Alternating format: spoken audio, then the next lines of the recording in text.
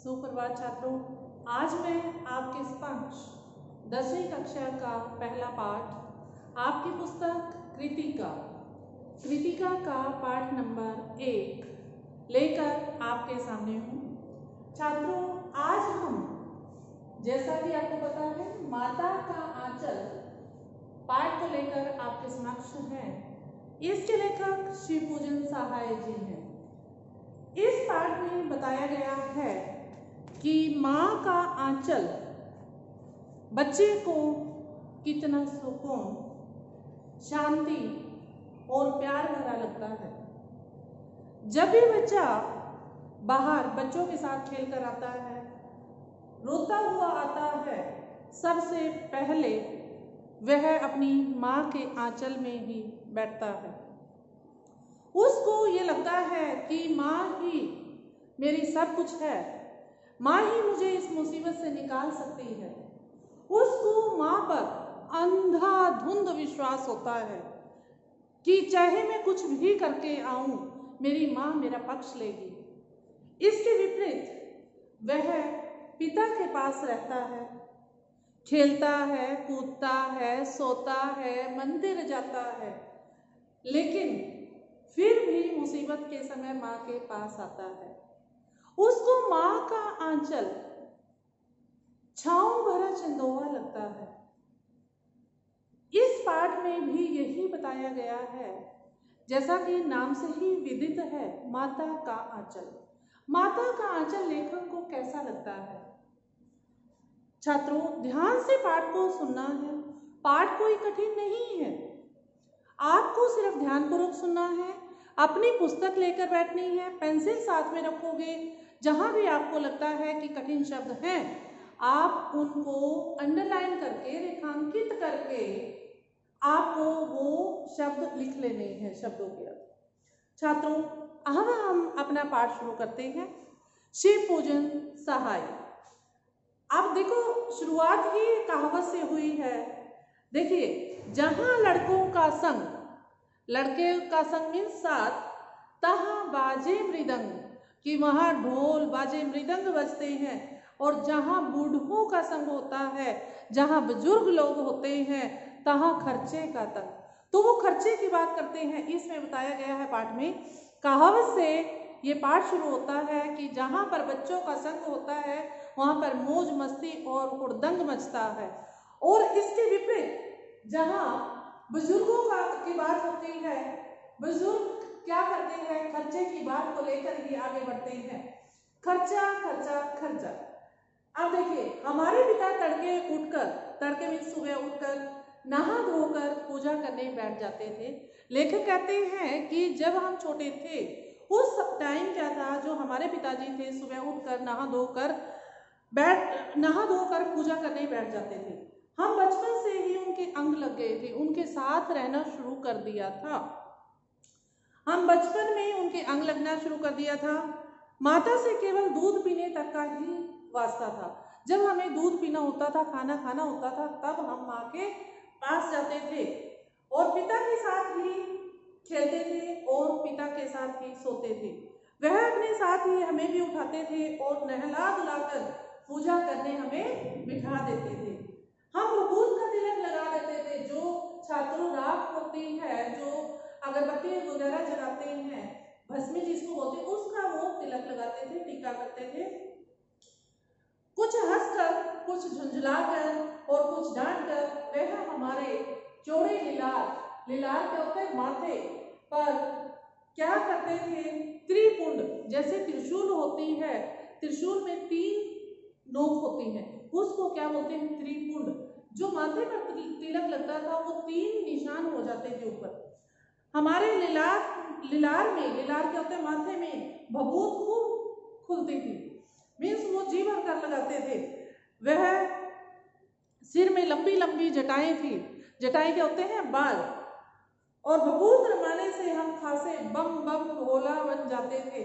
वो क्या कहते हैं कि तिलक भी त्रिशूल जैसा होता था, ठीक है, भभूत लगा देते थे और चोटियां जो थी वो लटाएं बन जाती थी, लंबी लंबी जटाएं थी, और ऐसा लगता था कि हम शिव बाबा बन गए हैं, बम बम भोले बन गए हैं।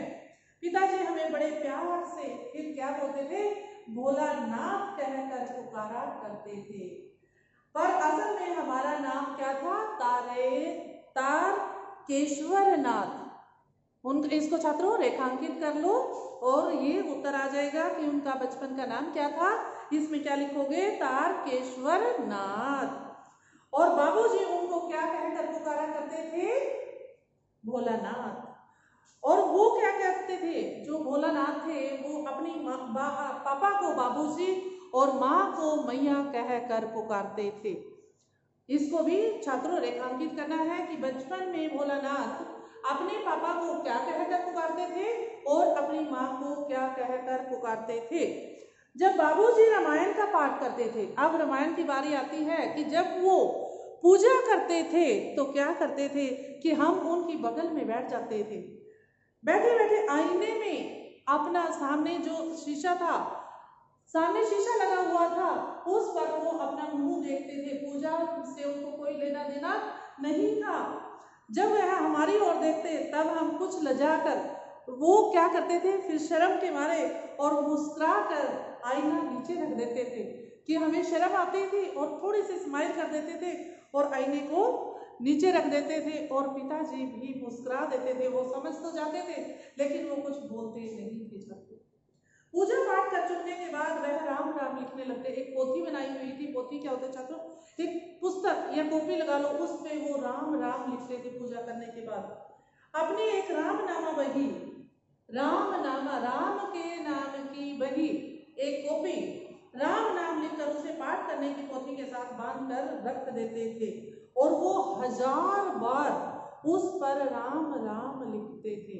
छात्रों ये भी प्रश्न आ जाता है कि वो कितनी बार राम राम लिखते थे, तो आपको क्या लिखना है कि 1000 बार वो राम राम लिखते थे और पाठ करने की पोथी के साथ जो उसकी पुस्तकें थी उनके साथ वो बांध कर रख देते थे।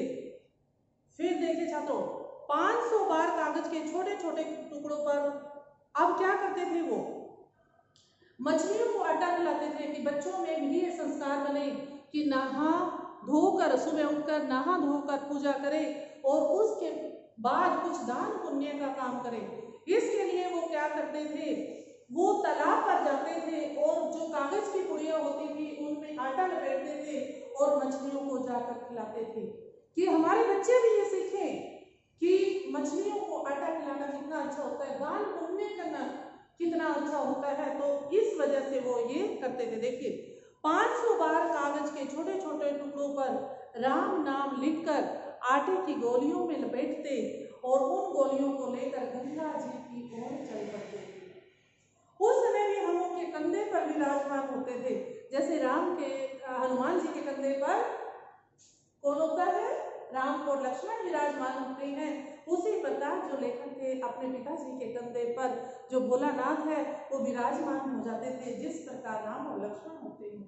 वह जब गंगा में एक एक आटे की गोलियां फेंक कर मछलियों को खिलाने लगते तब भी हम उनके कंधे पर बैठे बैठे हंसा करते थे, क्योंकि छात्रों बच्चे होते हैं, छोटे बच्चे, उनको कुछ नहीं पता होता, उनका बस एक दूसरे को देख के हंसना मुस्कुराना होता है।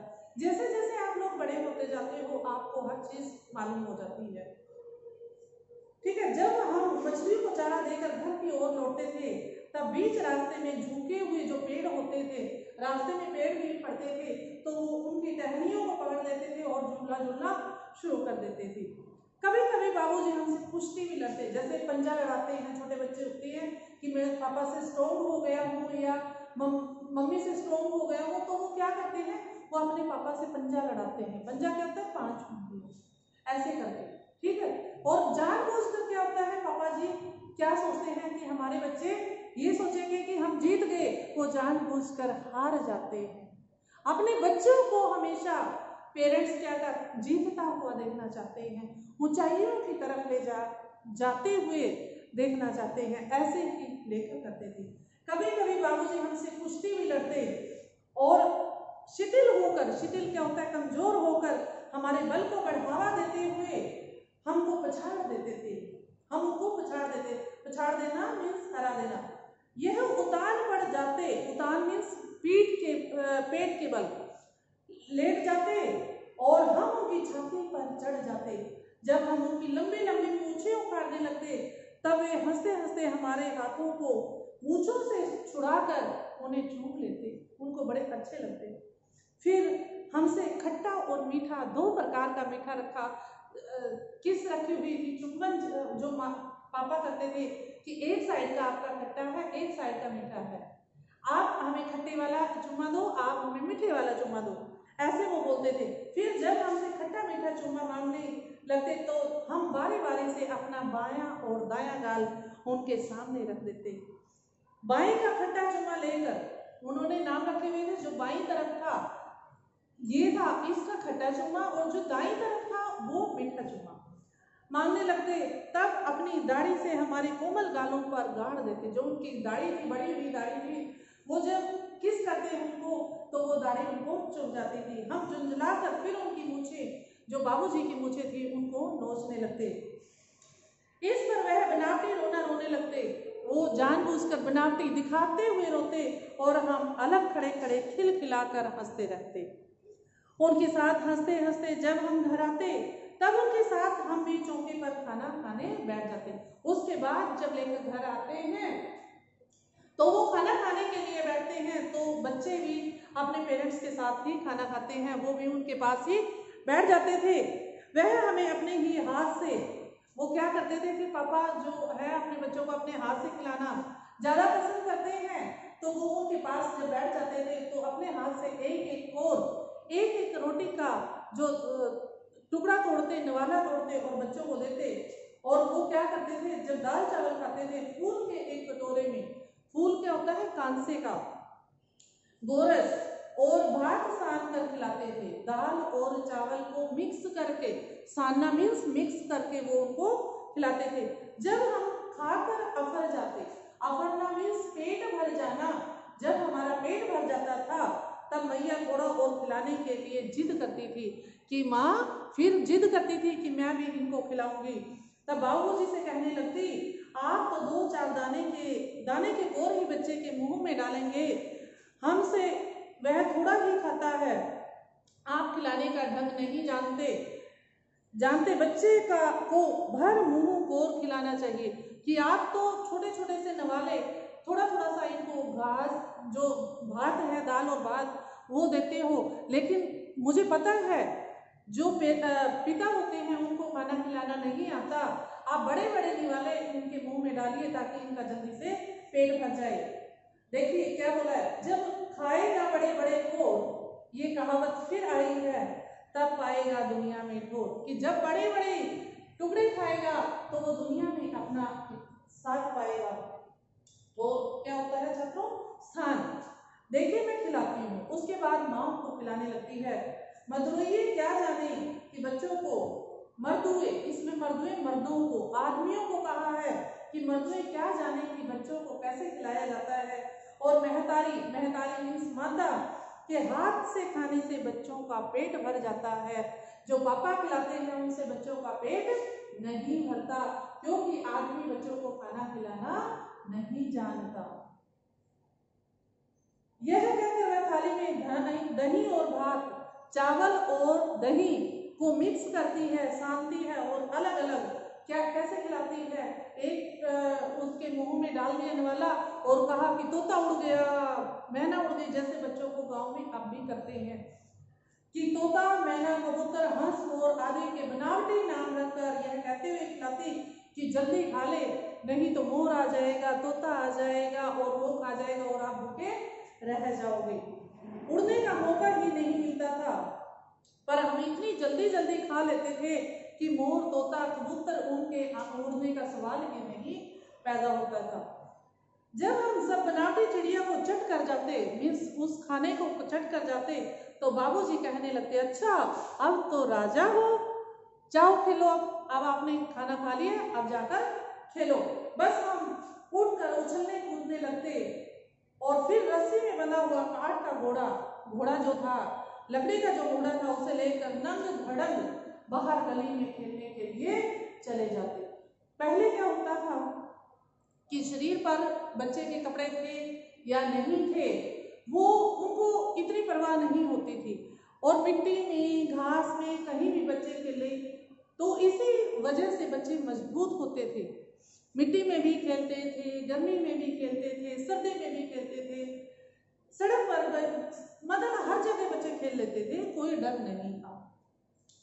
अब देखिए, जब कभी मैया हमें अचानक पकड़ पाती तब हम लाख छटपटाने पर भी एक चुल्लू कड़वा तेल हमारे सिर पर डाल ही देती थी। जब वो खेल कर आते थे तो माँ नहलाती थी उनको और क्या करती थी, जो एक चुल्लू, एक मतलब कुंजली भर ऐसे छात्रों लिया तेल और उनके सिर पर फूंक दिया और मालिश करने के लिए बैठ जाती थी। हम रोने लगते, बाबूजी उस पर बिगड़ खड़े होते, जो पिताजी थे हमारे गुस्सा भी हो जाते, पर वह हमारे सिर में तेल बोत कर हमें उबट कर ही छोड़ती थी। इतने चिढ़ जाते थे हम कि आधा घंटा उसकी मालिश करती ही रहती थी।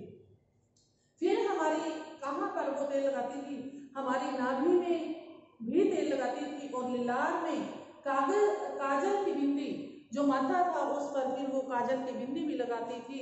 हम खासे कन्हैया बनकर तो क्या करते हैं कि जैसे कन्हैया, यशोदा माँ कन्हैया को करती थी कि बालों की चोटी बना देती थी, साफ सुथरा करके तेल वेल लगाकर फिर उनको तिलक लगाती थी, ऐसे ही वो क्या कहते हैं कि हम भी खासे कन्हैया बन जाते थे और बाबूजी की गोद में खिसकते खिसकते बाहर आ जाते थे।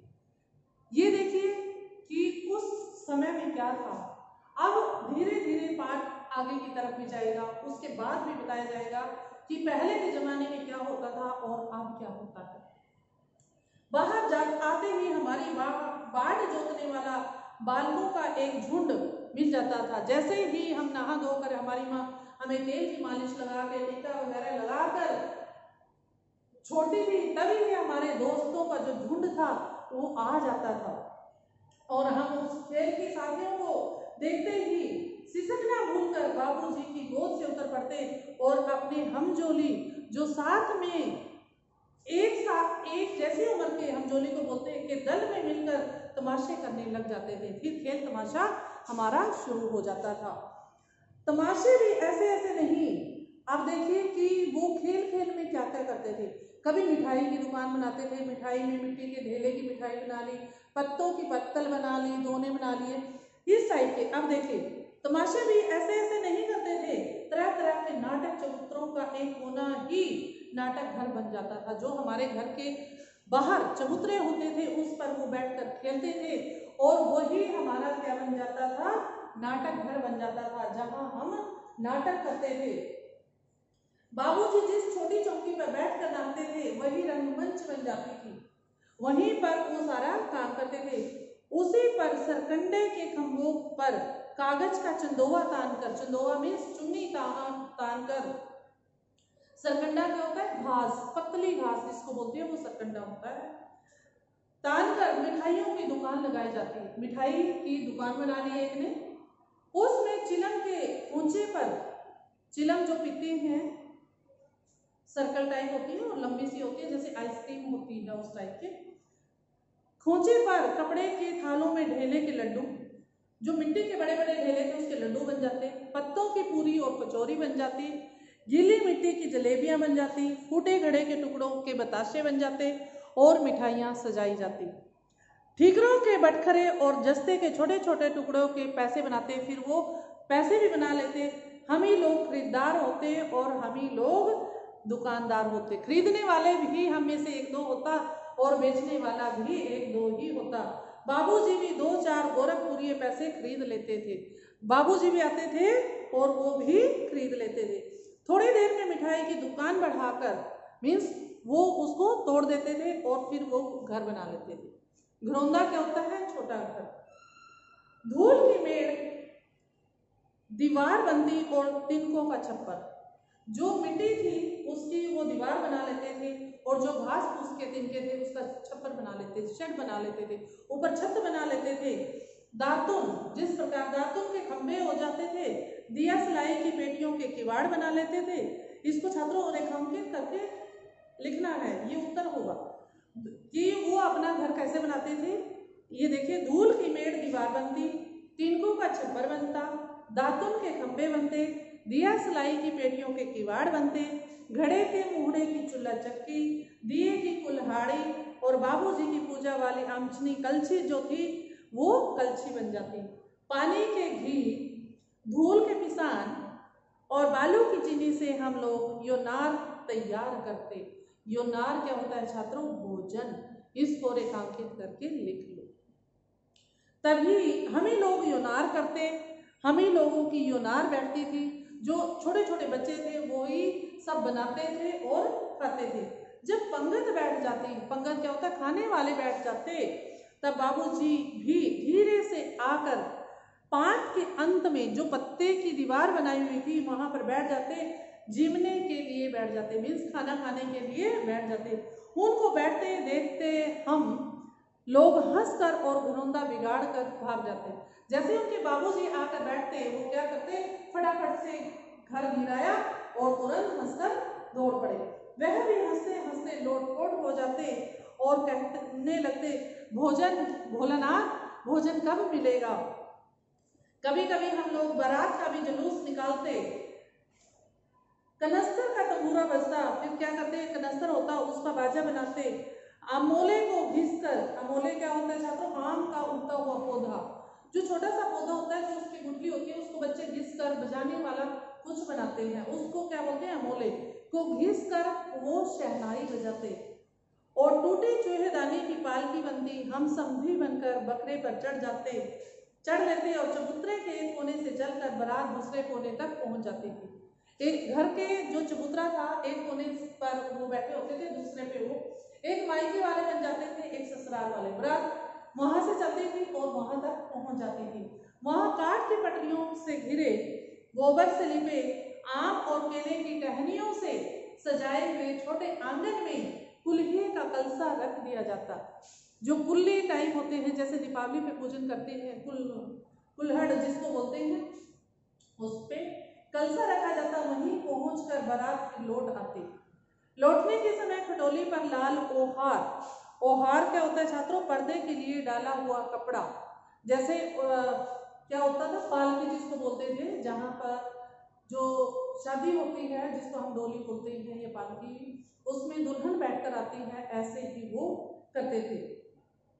ओहार डालकर, ओहार को अंडरलाइन करके पर्दे के लिए डाला हुआ कपड़ा, ये उस पर लिख लो। डालकर उसमें दुल्हन को चढ़ा दिया जाता था और लौट आने पर बाबूजी यूं ही ओहार उघार कर मीन्स ऊपर की तरफ करके दुल्हन जो होती थी उसका मुख निहारने लगते, उसका मुंह देखने लगते। त्यों ही हम हंस कर भाग जाते। जैसे ही बाबूजी उसके पास आते थे, वो जो भी काम करते थे और भागने की करते थे कि पापा जी ने हमें देख लिया और भागो। थोड़ी देर बाद फिर लड़कों की मंडली जुट जाती थी, फिर लड़के इकट्ठे हो जाते थे। इकट्ठा होते ही राय जमती कि खेती की जाए।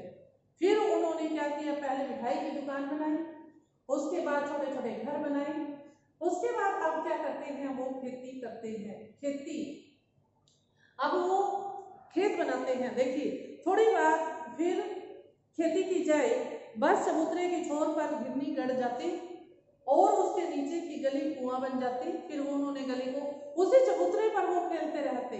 घर आंगन इतने बड़े हुआ करते थे छात्रों कि बच्चों को बाहर जाने की जरूरत ही नहीं होती थी।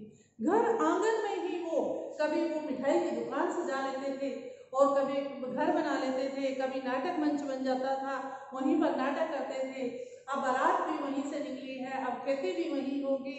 ये देखिए बच्चों के खेल छात्रों कि उस समय में बच्चे कैसे कैसे खेलते थे और आज के समय में अगर हम तुलना करें कि क्या जो पुराने जमाने में खेल थे क्या आज वो हैं? क्या बच्चे उनको खेलना पसंद करते हैं? नहीं। देखिए अब बस मूंज की बड़ी हुई पतली रस्सी से एक चुक्कड़ बांध गराड़ी पर चढ़ाकर लटका दिया जाता और दो लड़के बैल बन जाते। देखिए छात्रों, छोटे छोटे जो बच्चे होते थे उनको कुछ नहीं पता होता, फिर वो झुक जाते थे, बैल बन जाते थे और एक रस्सी बांध दी जाती थी, उसी से अपना खेलते खेलते खेत में पहुंच जाते थे। वो नाटक करते थे कि हम खेत में पहुंच गए, लेकिन दूसरे छोर तक चले जाते थे। मोड़ खींचने लग जाते, चबूतरा खेत बन जाता, कंकड़ बीज बन जाते और ठेंगा हल जोहाटा बन जाता। बड़ी मेहनत से खेत जोते, बोए और पटाए जाते। फसल तैयार होते देर न लगती और हम हाथों हाथ फसल काट लेते। काटते समय क्या करते, वो काटते थे और गाते थे, जैसे उस समय होता था। छात्रों, जो हमारा पाठ है माता कांचन, आज हम अपना पाठ इतना ही पढ़ेंगे, क्योंकि अगर मैंने सारा पढ़ा दिया आप इतनी जल्दी उसको नहीं पढ़ पाओगे, मुझे पता है। वैसे ये पाठ बहुत आसान है बच्चों, आपने एक स्टोरी की तरह से इसको पढ़ना है। जिस प्रकार हम पिक्चर देखने जाते हैं, उस पिक्चर की आपको एक एक चीजें याद होती है कि इस सीन में आपका क्या था, इस सीन में क्या था।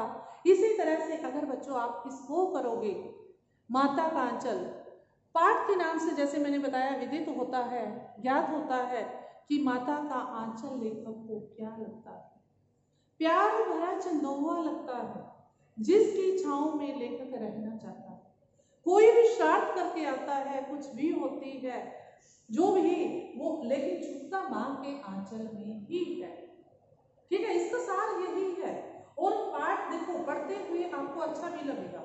आपके जो पेरेंट्स हैं, आपके माता पिता जो हैं और दादा हैं, उन्हीं से संबंध करके, कंपैरिजन करके इस पाठ को पढ़ना है छात्रों, कि जो आपके पेरेंट्स बताते हैं कि उनके जमाने में क्या था, आपके दादाजी ने जो बताया है कि वो क्या करते थे, इतने पैसे में ये आता था, हम कैसे खेलते थे, तो आपको पहले उनकी सुननी है। फिर ये पाठ जो मैंने आपको पढ़ाया है इतना, फिर इसको अपने आप पढ़ना है, सुनना है, पढ़ना है, और अपने आप ही आपको इसकी स्टोरी पता चल जाएगी छात्रों। सिर्फ आपको इतना ही करना है, इस पाठ को दोबारा पढ़ना है।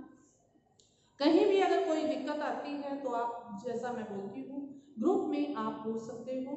मैं हर जो भी आप पूछते हो उसका उत्तर देती हूँ, आपको पता ही है। चाहे आप 10 बजे पूछते हो, 11 बजे, लेकिन मैंने बोला भी हुआ है कि बेटा इस टाइम के बाद आप मत पूछा करो, ठीक है। लेकिन आप फिर भी पूछ लेते हो और मैं बोल देती हूँ बेटा नेक्स्ट टाइम मत करना, फिर भी आप लोग कर देते हो, कोई बात नहीं, आप बच्चे हो, लेकिन समझ जाओगे। एक बार नहीं, 2 बार नहीं, लेकिन आप बहुत अच्छे हो, अच्छा काम करते हो, ठीक है। ऐसे ही साफ सफाई से अपना काम जारी रखना है। धन्यवाद बच्चे, फिर मिलेंगे अपनी अगली क्लास में, तब तक के लिए नमस्कार।